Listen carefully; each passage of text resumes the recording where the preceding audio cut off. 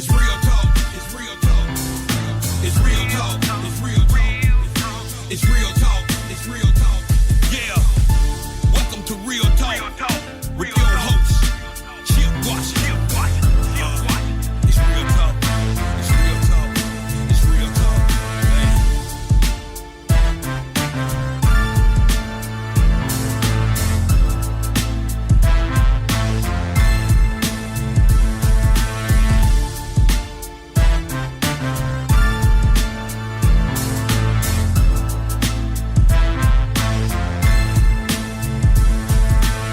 And here we go. On this Monday evening, it is, I believe, the 14th day of April 2025, 6 o'clock straight up, which means, yes, ladies and gentlemen, it is time for another all-new edition of Real Talk Memphis. Glad to have you with us along for the ride for the next 60 minutes or so. I am your program host. My name is Chip Washington. It is great to be here today. It's great to be anywhere. Always a plus. Every day above ground is a good day, and we choose to celebrate that. I hope you had a good weekend. I hope you had a good week since the last time we communicated with one another. I think we have a pretty good show for you tonight. Oh, and first of all, before I move any farther with this, thank you, Memphis and Shelby County for Pledge Week, to understand that we met our goal, and we could not do any of that without your help, your support, and your assistance. So from all of us here, thank you. And if I didn't say it again, thank you for all you do for WYXR. We have a pretty good program for you tonight, ladies and gentlemen. Last week, of course, was Pledge Week. We had some fun. We had some folks in the studio, and we were laughing and joking, and more importantly, we were talking about what we like about being a part of this WYXR experience. And of course, that was a great week. And now we're back to business. We're back to talking about it and getting a discussion. You know what I mean? You can find us in a number of ways. Of course, we are on 91.7. That would be WYXR on the FM side. We're also available on the WYXR app. You can find us on the TuneIn app. These are all live right now. And of course, when the show is posted in the next day or two, you can find us on YouTube, and we are a podcast. So you can also find us wherever it is you get your podcast. So, any one of those ways, it's always good. So fear not, fret not. You will always be able to find this radio show. Let us talk about the guest, shall we? Well, our first guest in just a couple of minutes will talk about the XAI situation with these gas turbines.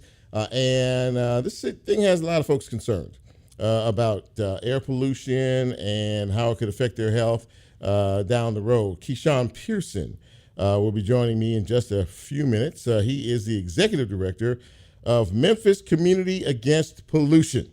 They've been talking about this for a while now. Now that XAI is here, it's camped out, now more people than ever are concerned about the fact, because we hadn't heard much about the air quality in terms of these gas turbines and what makes them go. Well, we're going to talk a little bit about that with KeShaun. He doesn't think it's a good idea, period. The health department doesn't seem to think it's a good idea for right now, and they, too, are going to get involved in all of this. The director of the Shelby County Health Department, Michelle Taylor, wrote a letter to Mayor Paul Young and talked a little bit about all of this and said the health department should have been involved from the very outset of all of this. But this is escalating, and people are starting to become more and more aware of the problem. So we'll talk to him about that a little bit later on. MATA, our transit system, ladies and gentlemen, that we have been talking about for quite some time. We all know where things stand right now and how there's sort of kind of a reclamation project, if you will. Old management is gone. New management is in. And I am fortunate to have the interim CEO of MATA from Transpro. His name is John Lewis, and he will be joining me a little bit later on in the broadcast. And for those of you who are as confused as I am about the financial status in this country in reference to the president's tariff situation, the stock market upheaval, and the whole 9 yards, I felt it was time for us to get some sound financial advice and maybe some guidance, if you will, in reference to all of this from our financial advisor. He is Vincent Perry, and he will be joining us a little bit later on in the broadcast. So there you go. Good show on tap for you tonight. Sit back, relax, and enjoy what we have to offer. Before we get into all of that, let us celebrate you. We have a few birthdays to get on tap today. And if that is you, of course, we wish you a happy birthday. If you have one over the weekend or have one upcoming, we hope that it is a fine time for you. So let's celebrate, but I can't do that until I say, hit it, Brent. Happy birthday! All right. Happy birthday, happy birthday, happy birthday. Going out to the following folks. Ramesh Akbari, State Senator Ramesh Akbari, celebrating her birthday on today. Susan Adler Thorpe is celebrating her birthday on this date.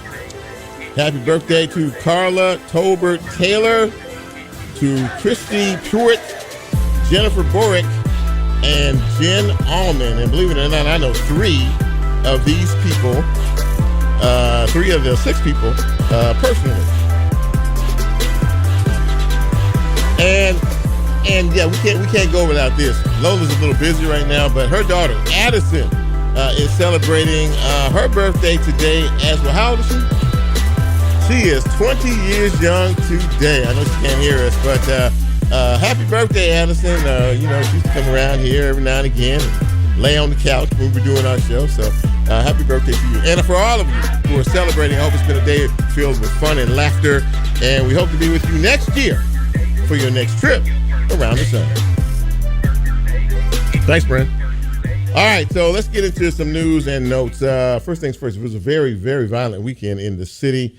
As many of you know, it was sort of, I guess, I don't like to use this word, culminated, but of course, many of you are aware of the shooting that happened last night at Tom Lee Park, about 6:45 or so. They had the food truck festival going on, and of course, it was wrapping up. There were a lot of young people at the park last night, and apparently there was a disagreement of some type, and a juvenile, we still don't know his age or his name, was shot and killed last evening. And apparently, according to law enforcement, he was shot and killed by another juvenile. So, of course, this is shaking up the city pretty good in terms of all of this. And, young people complain all the time about where young folks don't gather. Well, they don't have places to go. They can't, they don't have this and they don't have that and the whole 9 yards. So you have Tom Lee Park and a nice place, a nice operation down there, and they were hanging out. And apparently a disruption happened and a life was taken. And of course, anytime a life is taken, it's a very tragic set of circumstances. But this was just one in a series of tragic shooting events that happened over the weekend. Early Saturday morning, there was a shooting on I-240 West around Walnut Grove, where a man and a woman were shot, and the woman is in pretty bad shape, as a matter of fact.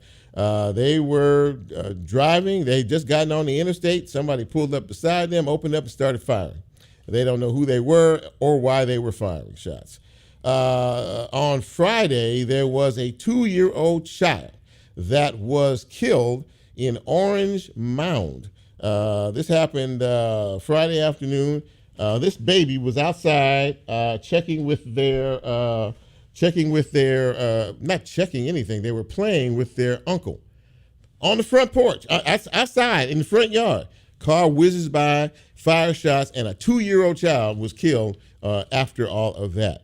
Another case of domestic violence where a man decided, for whatever reason, to be angry enough at his brother to get into an argument, pull a gun, shot his brother in the face, killed him on the spot. The brother, the victim, was the father of 7 very young children. And his brother shot and killed him over some sort of a dispute. And of course, let me see here. There's so many to even talk about here. It's hard to keep up. But that was sort of a summary of what happened over the weekend. And there was more deaths, more shooting as well. Ladies and gentlemen, we have a problem. And the bigger issue to the fact that we have a problem is that we don't seem to want to speak up in reference to things like this when they happen. It's getting to be now. We're getting close to summer. School is about to be out in just a very few weeks. And kids all over the street, these kids are walking around out here with these weapons at 12, 13, 14 years old, committing crimes in broad daylight with no care or concern for anybody. So my question is, when are we going to rise up as a community and say enough is enough of all of this? Because this is becoming an epidemic in our city now. The Mayor Paul Young made a statement yesterday saying, well, enough is enough of all of this. But is it enough? Is enough enough? When have we gotten to that point? When are we supposed to get to that point? Yeah, I'm ranting and raving just a little bit here because this is sad beyond comprehension. We're losing lives at an all-time record pace around here. And nothing seems to be done about it because we don't want to engage in the process of trying to say, look, you know what, we need to take back our city instead of yielding it over to feckless thugs who decide that they want to take it over because they know nothing's going to happen to them. Ladies and gentlemen, we have a problem, and we need to work as hard as we can to try to fix that problem before, it becomes, nobody will want to come here at this particular point in time. So we have to do better. We have to do better. We have to do better. I'm going to take a break. I'm sad about all this. I truly am. It hurts my heart. 2-year-old child out in front of a house playing a catch with their uncle, and somebody drives by and fires shots and kills the 2-year-old. We had a 5-year-old that was accidentally shot over the weekend as well. What are we doing, Memphis? And why are we doing it? And why aren't we doing more to stop it? That's my question. Let us take a break so I can take a breath. When we come back, we will get into the broadcast, and we're going to talk about XAI, which is a subject that is becoming more and more of interest to all of us as a community. This is Real Talk Memphis. I'm Chip. You know who you are. Let's take a quick break. We'll be right back.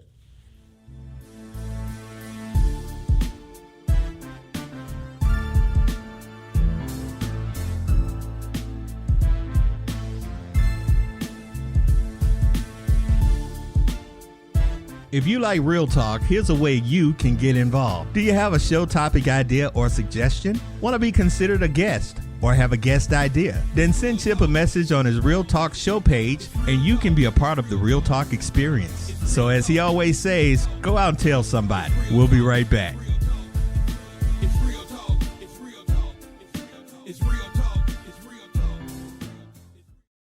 Support for WYXR comes from the Orpheum Theater Group, presenting Musical Theater Intensive for high school students and recent graduates. This 2-week training program in June will immerse students in the musical Hadestown with a foundational training for those considering auditioning for college theater programs or pursuing careers in musical theater. You can learn more at orpheum-memphis.com/camps. Riverbeat Music Festival is coming to Tom Lee Park May 2nd through 4th, featuring artists including Missy Elliott, The Killers, Anderson .Paak and the Free Nationals, and more. The full lineup, ticket packages, and more are available at riverbeat.com.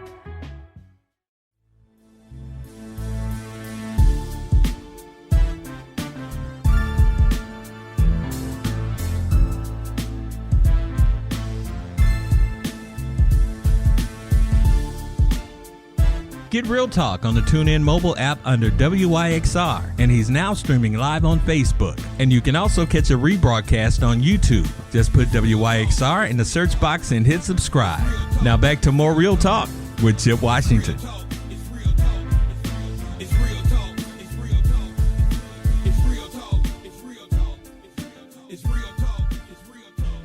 And welcome back to Real Talk Memphis on this Monday evening in the city. Chip with you. Glad to have you along for the ride. And very happy to have my first guest. Ladies and gentlemen, XAI.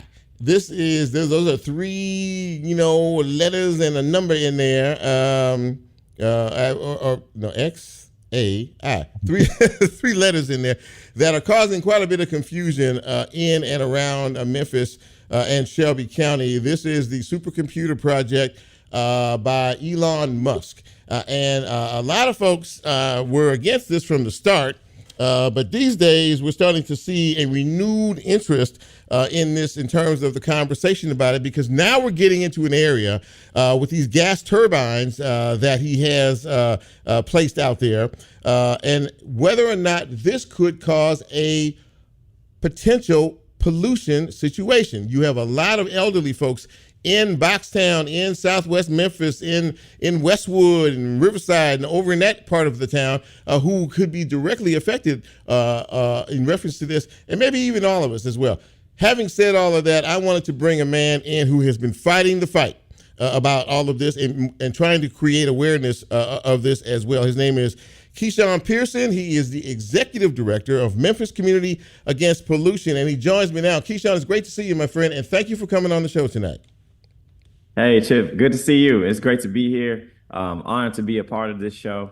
You've brought so much of a wealth of information to the city of Memphis through your show and through your work. And so I'm just glad to be here and contribute what I can. Well, listen, man, you're contributing quite a bit. This battle, so to speak, you know, a lot of people are looking at this now. And I'm speaking, when I say that, I mean members of the city council, members of the county commission starting to get in this conversation now about really the effort for transparency, I guess, if you will. This project sort of came to us, and it was just sort of told to us, oh, this is a great project. It's going to do this. It's going to bring a lot of money and revenue to the city. It's going to do this. And we really didn't hear a whole lot of explanation about it. But now we're starting to get into the weeds a little bit on this thing as this project moves forward. What has been, KeShaun, your biggest concern ever since getting involved in all of this? Yeah, so from the very start, June of last year, when this project was announced, we noticed immediately that there was no public engagement in this process. We were hearing it for the first time, just like everybody else was. And I was actually in the mayor's office when the news broke. And what's unfortunate about that is that our city council, our county commission, they all learned about it at the same time as the general public. And it wasn't that this factory was coming. They were announcing that they had already been here. The deals had been done. And that's not how to move with integrity. And that's not how to move in trust. And so there was already a lack of trust because of the lack of transparency. Without transparency, you don't have trust. And so they really have promoted so much of what they quote unquote call good for Memphis. What I know is that this factory is not good for Memphis. This XAI project is a supercomputer. It is meant to house all the data for the Grok chatbot, for Tesla data processing, and for all of Elon's other businesses, right? This huge property that they have is supposed to do all of these things, but they are using fossil fuel to power it. So you're talking about cutting edge technology that you're going to use ancient, antiquated technology to power it. Not only is it antiquated, we know that the turbines that he's using, they burn on methane gas, and that itself creates carcinogens like formaldehyde. It creates nitrogen oxide in our air that contributes to smog. And so, so we know that the power source that he's using is going to lead to more toxins in our air. And we already, Shelby County has the highest rate of children who have asthma emergencies in our entire state. We don't need any more pollution from any power factories. 35 turbines, the 35 that he has out there, right, could generate over 400 megawatts of power. Now, TVA is a power company, right, and their power plant nearby creates a little bit over 400 as well. And so what we're looking at is a power plant that's dressed up as a data center, right? And so that is what the real cause for concern is that we have 4 times the cancer rate. We have been labeled an asthma capital. Right. And so why would we bring in a project that then exacerbates those exact same issues with more pollution. So let me ask a couple questions here. One, you mentioned that these 15 turbines that they have functioning now. We found out, I guess, I don't know how long ago we found out, but now that there's instead of 15, there's 35. And we don't know if they're functioning. And the explanation that we heard over the weekend was, well, they do have 35 turbines, but they're just there. I don't even know what that means other than the fact that, there are plans to do something else with this. And the bigger issue in all of this now, and which is really starting to raise the attention you've been trying to raise for quite some time, is from the Shelby County Health Department. You're talking about something that is going to affect or could possibly affect a whole lot of folks in this town. The health department, Dr. Michelle Taylor in specific, said that she was not aware, the health department was not aware, even at the beginning of this process, that this was going to happen. So now we fast forward to where we are now, and this thing is really starting to get cranked up. And she's sending a letter to the mayor of the city of Memphis, Mayor Paul Young, and just excoriated him, basically saying, you know what, we should have been included and were involved in this from the very outset. And I think you agree with that. And now they have to set up for a public meeting. And she said that basically this should stop for right now and put a halt to it until they can finish doing what they need to do to make a determination. How do you feel about all that? So I feel a few ways, right? I feel like, unfortunately, this has happened as a reaction, and it was not proactive. Proactively, we have known the facts about our cancer rates. Proactively, we have known how much particulate matter is in our air in South Memphis. Mm-hmm. We have known the terrible pollution that is plaguing Southwest Memphis, a specific part of town, Boxtown, where folks built community out of the scraps of boxed cars, mm-hmm. right? Mm-hmm. We have known these pollution. The pollution that continues to pollute from these factories was an issue. And so now, yes, we do need to work collaboratively across the city and across the county in order that we do bolster our support. But again, in August of last year, we wrote a letter to the Shelby County Health Department and urged them to shut these folks down. They are using these gas turbines without a permit. That is not legal. That is not okay. And so while I do applaud the renewed energy toward taking a stronger stance mm-hmm. on rectifying the air pollution and rectifying and learning more on the front end, mm-hmm. there has always been work that could have been done. And now what my hope is, in this moment, everyone's eyes are open to what they can do to protect our city. And everybody operates in the urgency that we have already needed and continue to move in that urgency. April 30th of last year is when Sterilization Services of Tennessee closed and they left. Sterilization Services of Tennessee have been emitting ethylene oxide in our air for almost 50 years, and it's a known carcinogen. And so the danger in this moment is ignoring the past while focusing intently on this exact moment, because there has continued to be this pattern of abdicating responsibility, that it is this person's fault, it is that person's fault. When the truth is, our Director Taylor, who is the most powerful person at the Shelby County Health Department, our Mayor Lee Harris, who is the leadership at the Shelby County level, they are also culpable in what is happening. We have to move to a place where we are being more proactive about how we protect our city and protect our citizens. It is not enough to react as a billionaire continues to scale up his operations. You know, one of the things that steps out or stands out to me in reference to all of this, and correct me if I'm wrong, but the lack of transparency, the lack of having these meetings. I believe you were at a meeting not too long ago at Riverside Church or something happened that the mayor had a bit of an open, had an open conversation, and that didn't go too well for him. I mean, a lot of folks were very engaged in this conversation, and I think the biggest thing, KeShaun, is that people just don't understand this, didn't know about it, and weren't given, enough of an advance notice before all of this started to move along. And I think that is what really has gotten people very angry, because of the fact that they were just left out of the equation altogether. Right. And unfortunately, right? It is unsurprising because it is the status quo in the city of Memphis, where these corporations, they come in, they tell people what to do. They do exactly what the corporations tell them to do. They say exactly what the corporations tell them to say. And our community continues to be left behind, and our community continues to be exploited.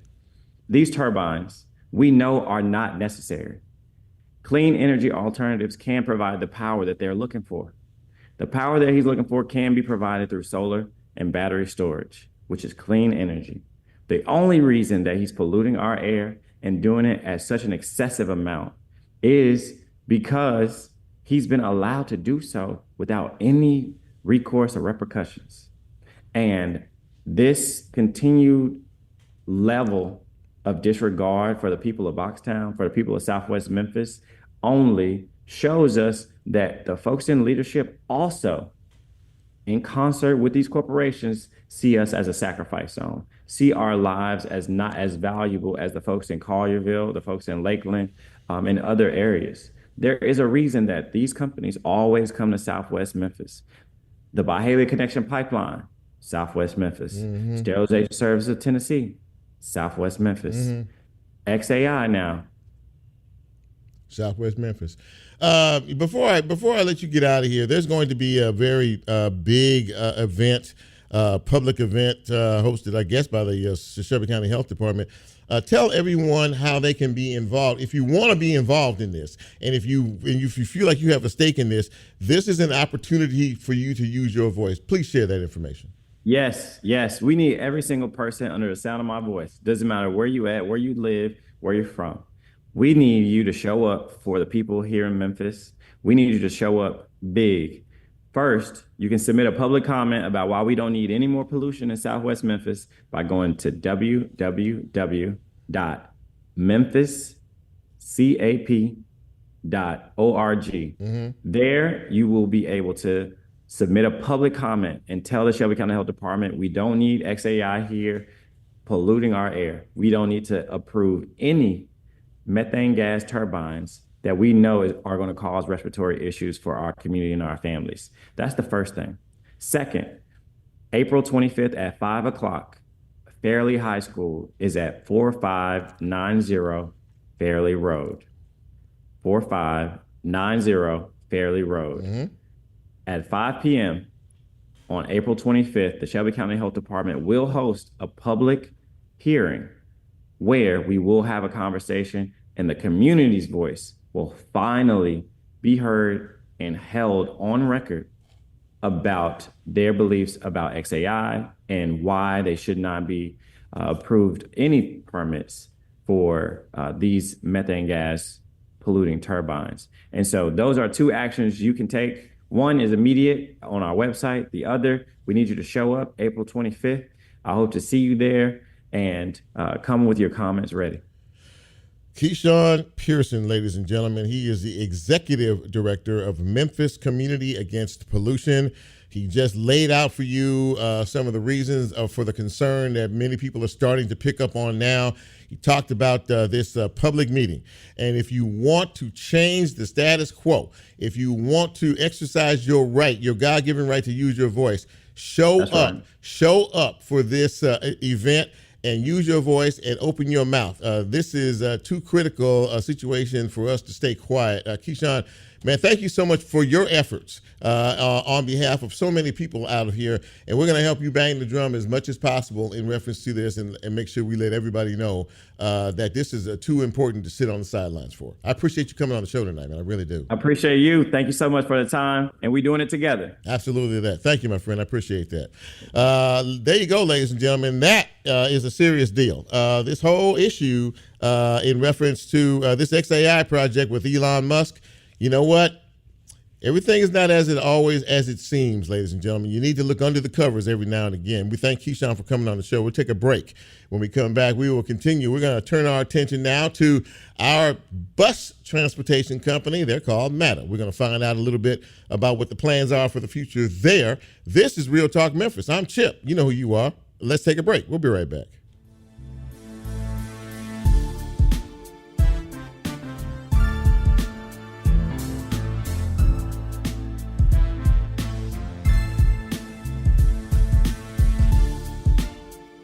If you like Real Talk, here's a way you can get involved. Do you have a show topic idea or suggestion? Want to be considered a guest or have a guest idea? Then send Chip a message on his Real Talk show page and you can be a part of the Real Talk experience. So as he always says, go out and tell somebody. We'll be right back. It's real talk. It's real talk. It's real talk. It's real talk. Programming on WYXR is brought to you by a grant from Arts Memphis, who has invested $94 million into our local arts community to teach, uplift, unite, and engage Memphians of all ages and zip codes.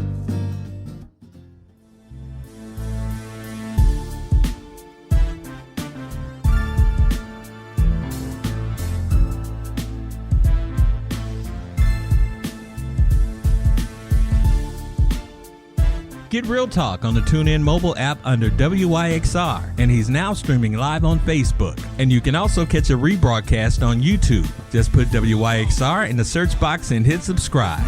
Now back to more Real Talk with Chip Washington. It's real talk. It's real talk. It's real talk. It's real talk. It's real talk.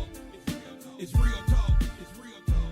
And welcome back to the show. Real Talk Memphis is its name. My name is Chip Washington. I am your humble host. Glad to have you with us this evening, and glad to have our next guest with us as well, Matter. Our bus transportation company, as many of us know, has been a problem for quite some time in our communities, with so many residents who rely on bus transportation to get to and fro in our city. They have made some changes. There's a new board. There's new leadership as well. And I'm very happy to welcome to the show John Lewis. He is the interim CEO of Matter from TransPro, and he joins me now. Mr. Lewis, can I call you John? Is that okay? Or do you? Absolutely. All right. Well, pleasure John, to be with you. Absolutely. Thank you for taking some time to come on the show tonight. I really appreciate this. So we are all pretty much well aware of the past issues involving Matter. And of course, there have been some big changes in reference to what comes next. The former deputy CAO has been removed, has been replaced in reference to some financial issues that we are all very aware of. In the past, you earmarked where all of that responsibility lied, and you have moved on from that particular person. You are at the helm now. We are still looking at major problems with our bus company. Buses breaking down, reduced routes, mechanical issues, and people staying at bus stops for 2-3 hours at a time with no notice. You have been charged, and it's a very big task for coming in and trying to reclamate Matter and move it forward. Tell us some of the things that you are looking at. And I know this is a one step at a time process. Am I correct in that? That's correct. And once again, thank you, Chip, for having me on with you this evening. Sure. It's really a pleasure to be with you and your audience. For us, this really is, we are in the process of literally fixing the bus while it's driving down the road. This is a chance for us to really get MATA as an organization really just back to the basics of delivering public transit service to its customers in a reliable manner each and every day. Because all of the things that you listed, the problems with reliability, the problems with transparency, the problems with believability have absolutely been documented, and customers have experienced that for too long. And the issues have been myriad, and it's time for MATA to get back to the basics of delivering on the mission of providing public transit service to Memphians. And that's our charge. There are, a lot of holes that need to be filled in reference to all of this, and your analogy about fixing the bus while it's actually still rolling is interesting to me in terms of all of this. When you look at the challenge of all of this and trying to get this back to some level of respectability. I think one of the big issues here, and maybe the main issue, is getting the trust back in this organization from the community, who have really, taken it on the chin in reference to the disappointments that they have had for so long. How do you go about trying to rebuild the trust in the community that MATA is supposed to serve? Thank you. And that is really at the foundation of the issues that we have. And really the solution to that is just tell people the truth. For over a year now, MATA has been lying to its customers. When you post a schedule and to your customers, and the transit schedule is our contract as an organization with our customers. Mm-hmm. We tell to our customers, here is the schedule that we are going to endeavor each and every day to deliver to you in exchange for your fare and your patronage. And when we deliver a schedule that says a bus is going to come at this time at this location, knowing that we cut that service and that bus is never going to come out, and we do that over and over and over and over and over again. And when the bus doesn't show up, we give some concocted excuse. Oh, an operator didn't show up, a bus broke down, whatever.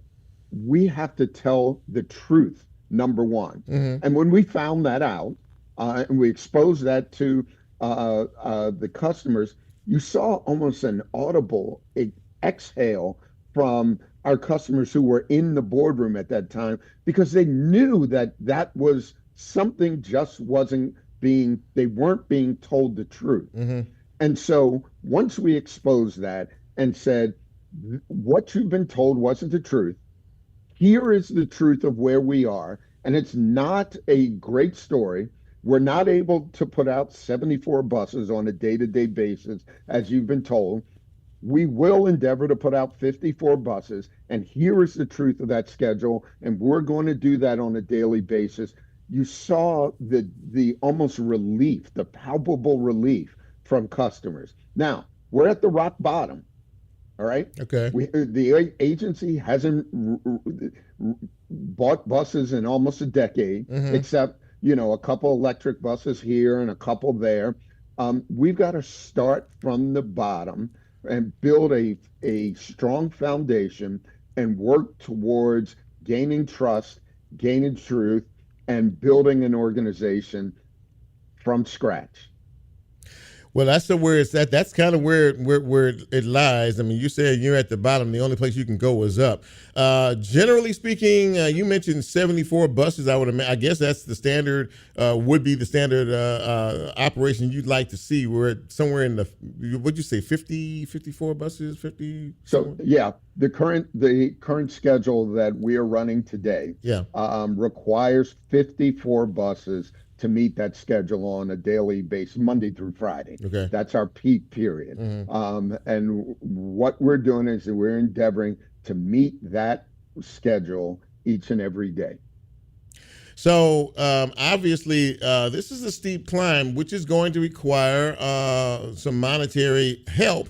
I know you're dealing with the city council in reference to this, and I know those meetings have been pretty salty from time to time in reference to that. In terms of reclamating this project, which you are here to do, and we all know that there is a new board that governs the operations of MATA. How are you working with the board? How is the communication level with the board? Is everyone on the same page as you are, as you try to build this thing from scratch? Seems like all over again. Absolutely. The board that we have now is actually, they are very dedicated, passionate people, and they are serious about the work that needs to be done at MATA. And they are serious about holding us accountable to the work that we are doing. And we welcome that. We welcome the partnership. There's a lot of discussion. There's a lot of trust that has been established. And at the same time, there's accountability to that. They have required of us that they are going to ask hard questions. They are not going to accept the rubber stamp. and they're going to hold our feet to the fire. And as transit professionals, we welcome that. We welcome that give and take. We welcome the discussion, and we welcome the debate that goes on at our committee meetings and the discussion, because at the end of the day, we're going to have a better product to offer our customers. Now, you mentioned the financial requirements of that. Right. Yes, there isn't a transit agency in the country that would not say they need additional financial resources. But before we can ask our funding partners for additional resources, we got to prove to them that we are good stewards of the money that they're currently providing to us. You've covered the challenges that the agency has had in that regard in the past. We've got to prove that we can deliver on the financial resources that they provide today, and we can deliver that in a efficient and effective manner, and do that in a way in which they do not question whether or not their investment is a good investment to the community. Now, what does that mean? That means that for the dollars that they are putting in, that we are doing the absolute best to make sure that the maximum amount of that dollar goes towards putting bus service on the street, to serving the people of Memphis, not towards cushy office space and high-priced executives and administrative offices and other things, poor decision-making that has happened in the past. We are in the process of reallocating those funds to make sure that more of that dollar goes towards putting buses on the street rather than administrative overhead. One final question for you. In terms of a timetable, there's obviously a lot of challenges that you have to face, and you're saying you're doing this, one step at a time. But for example, a year from now, where do you envision MATA as a bus company serving our community? A year from today, I think what you will have is a MATA that is putting out consistent scheduled service that they're able to meet each and every day, whatever that level is. You will have your first delivery of new buses on the street. You will have a new leadership team. You will no longer have consultants that are running the organization, and there will be a MATA that is run by Memphians, that Memphians can be proud of, and that is delivering on the promise that the organization is made to the community on a daily basis. Well, listen, man, it sounds like a very challenging project that so many folks are relying on and depending on. But listen, I thank you, and I appreciate you taking the time to come on the show this evening and share your thoughts with our listening our audience out here. We are watching, we are looking, we are anticipating, eagerly anticipating a new look MATA as time moves forward. John Lewis, ladies and gentlemen, the interim CEO of MATA, is here, and he is saying, look, we're not playing around here. We're gonna do it. But more importantly, it sounds to me like he said we can show you better than we can tell you. John, thank you so much for taking the time to come on the show. I really appreciate it. Thank you so much. Take care. Thank you so much. So there you go, ladies and gentlemen. That's the update from MATA. There's a new direction. There's a new man at the helm. There's a new group at the helm, TransPro, which is the consulting company, and he's trying to get this thing back right the way it's supposed to be. And we will be watching, and we will be keeping tabs on all of this. Thank him so much for coming on the show. Let's take a break. And when we come back, are you an individual who is trying to save money, 401ks, and a lot of other things, and you're trying to figure out the topsy-turvy world of finances these days with our new president in office? Well, maybe we can answer some questions with our next guest. This is Real Talk Memphis. Don't go away. Still more show to go. We'll be right back.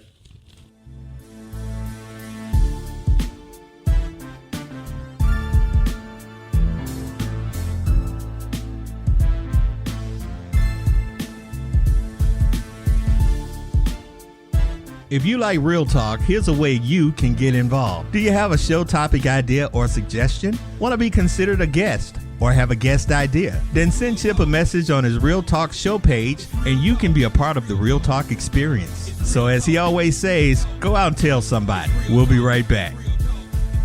It's real talk. It's real talk. It's real talk. It's real talk.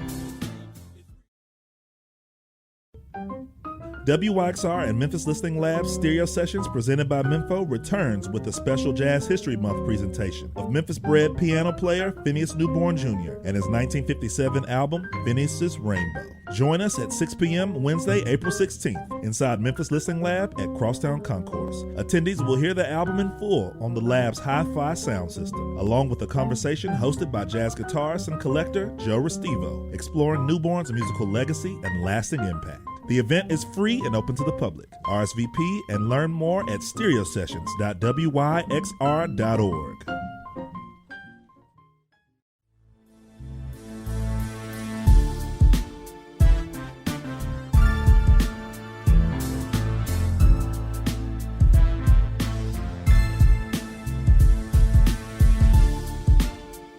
Get Real Talk on the TuneIn mobile app under WYXR, and he's now streaming live on Facebook. And you can also catch a rebroadcast on YouTube. Just put WYXR in the search box and hit subscribe.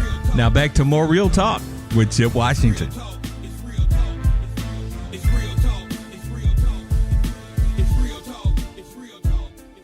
It's real talk. It's real talk. And welcome back to Real Talk on this Monday evening. Chip with you along with our next guest. Now, terms like instability and volatility and just really people are just very lost and confused in the financial realm of things because of the tariffs that have been issued and the volatility of the stock market. And a lot of 401ks are blowing up all over the country with all of this volatility. So I wanted to ask a financial expert to come on this show and try to make sense of all of this that is happening.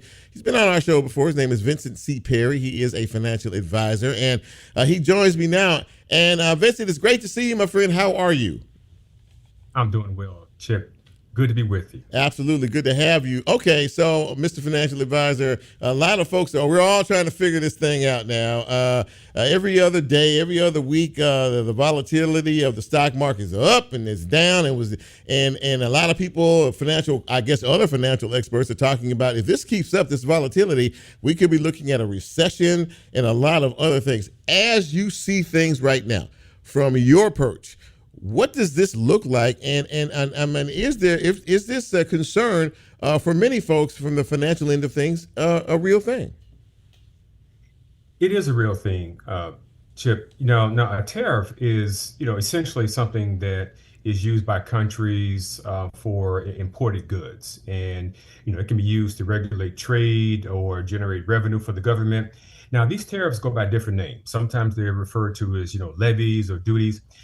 At the end of the day, tariffs are essentially a tax. Right. And it's a tax, right, that's paid by the end consumer.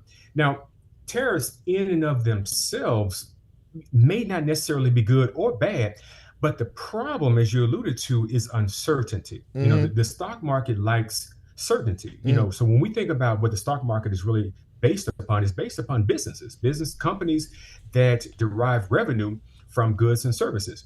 Now, these businesses project months or years into the future, and they like certainty. They like to plan for what's next. Right now, we have a boatload of it. Right now, we don't know what the tariff situation is going to be tomorrow, let alone months in advance. Right. And so we have a pause. We have a 90-day pause. Hopefully, cooler heads will prevail. But at the end of the day, Chip, investors need to take a deep breath, take a pause, and not get caught up in what we call panic selling, right? Now, this is your money. You've worked hard months, years, decades, and money is something that we hold near and dear to our hearts. You don't want to lose it. And so when we make decisions based on emotion, many times this can cloud our judgment, and we can rush and make decisions that are not in our best interest. So we really need to kind of take a step back and look at the big picture here. Having said that, and a lot of folks, are panicky, but you laid it out in a very honest way. First of all, this is an additional tax. We live in an inflated society right now. Prices are up every which way, whether it's groceries, whether it's gas, whether it's other merchandise that one needs to balance their books, so to speak. I hear people every day, Vincent, all across this country on the news talking about the sheer uncertainty and losing money. I hear farmers talking about the fact that they're being hit hard with all of this. And at the end of the day, these folks are being hit by these tariffs. And a lot of these tariffs are passing they have to pass on the additional cost to the consumers. We live in a society right now where a lot of folks are working and living paycheck to paycheck. And so, I guess, would you say that would complicate things even more? Because again, while we may need to take a pause and take a step back, we still got to pay bills. We still have to pay bills. Now to that point, we need to kind of go back to basics. So we need to, for folks like that, they need to develop a budget. A budget is simply knowing how much money is coming into your home versus how much is leaving. Cash flow 101. Now, if you have a surplus, keep doing what you're doing. You're doing something right. Mm-hmm. Now, if you're living paycheck to paycheck and there's not a surplus, you need to find out ways that you can cut back to free up cash flow. Now, I do also want to make a point about panic selling, and I want your listeners to think about months and years of uncertainty in the stock market. Think about February 2000 to February 2002, this so-called tech wreck, where tech stocks declined 10, 20, 30%. Mm-hmm. I want people to think about the financial crisis from October 2007 to March 2009. People vividly remember what the stock market did at that point, or maybe during COVID from 2020 to 2022. We all know that the stock market declined by huge numbers. Yeah. However, the best days, the best performance in the history of the stock market occurred during those times. And so, and also just here last week, the stock market was up by over 9% in one day. Sometimes the stock market does not increase by 9% in a year, let alone in one day. Mm-hmm. So if we sell based upon, what we're seeing in the market, or a tweet, or, a post, we can miss some of the very best days in the market. So our decisions need to be based on our own economic circumstances, not what we're seeing and hearing out there in the Twitterverse, so to speak. So you're saying, wait, watch, and pay attention. It really has become just almost this game every single day. And you listen to economists, and I don't know, besides the people that are on the inside of the White House conversations on a daily basis, and a lot of other folks are saying, man, this is just not good. For the economy, this is just not good. It really isn't. What he's trying to do is even the playing field, I guess, for these other countries, and bringing all this money back to the United States. But it just seems to many people, and I heard somebody say this the other night on the news, it's a selfish way to try to create more wealth for this country when there are folks in food lines and bread lines and scraping together pennies each and every day to try to pay the essential bills to keep the lights on. And I'm sure you can understand that. Oh, absolutely. Yeah. When we look at it, it's like, okay, this is not fair. I can kind of understand what's happening, but it all reverts back to, again, our own economic circumstances. What's happening in my household, and we really have to distract, and kind of filter out a lot of the noise that's going on out there. Get back to basics. Look at that budget, cash flow 101. Make sure you have an adequate rainy day fund, a cash reserve, 3 to 6 months of your regular recurring expenses. And then, I want to also pivot back to, the stock market and, people selling out. There are a couple of sentences that people really want to keep in mind that sound alike, but are very different. And the first sentence has 4 words. You want to think about time in the market as opposed to timing the market. A lot of people jump in and jump out. Right. But you really want to kind of think about diversification, making sure that you have proper asset allocation over stocks, bonds, cash, and alternatives, which is anything other than stocks, bonds, or cash. getting back to basics, making sure that your financial house is in good shape, filtering out all the noise out there. And then the other thing I want to leave with you, Chip, is just a conversation that a fictional conversation I had about an investor and the great stock market, the great financial crisis here some years ago. And the conversation was like, Bill says, he wants to sell his house that he bought, 2 years ago for $100,000, because the housing market devalued. And he said, well, if I try to sell it today, I could only get $90,000, but I still want to sell it. And this fictional conversation I had was, so are you leaving? You relocating? He was like, no. Are you empty nesters? He was like, no, I just want to sell. I'm like, so let me get this straight, Bill. The house is fine. You're not relocating. So tell me again why you want to sell. Well, he's like, the value of the house is down 10%. My neighbors are selling, so I need to sell as well. Well, I'm like, well, now you do understand that if you hold on to your house for a couple months or a couple years, it will rebound to what you paid for, probably a lot more. Right. He's like, I never really thought about that. And of course, we know what happened after 2009. Yeah. House prices rebounded. And that's the same way with prices today. So people need to put things into perspective and make it real for themselves. Vincent C. Perry, ladies and gentlemen, financial advisor, giving us some wise and sage advice. And hold on, is what he's trying to say. Hold on, ladies and gentlemen, hold on. Vincent, thank you so much for coming on the show, man. I really appreciate your time and your valuable information. I appreciate you. Thank you, Chip. Good to be with you. You too, my friend. Thank you. Well, there you go, ladies and gentlemen. We try to provide the type of information that you can use. As Brent plays us out, this has been a good show, and I have enjoyed talking with our guests. I hope you've enjoyed listening to them as well. Program note, ladies and gentlemen, coming up next, right after this show, a show called Event Horizon. Brent Butler is guiding you. We'll be guiding you through this next hour or so with some very interesting music. That is for sure. So stay tuned. Don't sit down. Keep it right here to WYXR for Event Horizon. In the meantime, and between time, thank you for supporting what we do here on Real Talk Memphis each and every Monday evening. If you like what we do, go ahead and tell somebody. So for all of us here, for Brent, radio host, and for Lola, I'm Chip. So happy to have you with us. Have a great week. Be safe. Be careful out there. Watch out for other folks because they may not be watching out for you. And for all of us here at Real Talk Memphis, I'm Chip, and we are out. See you soon.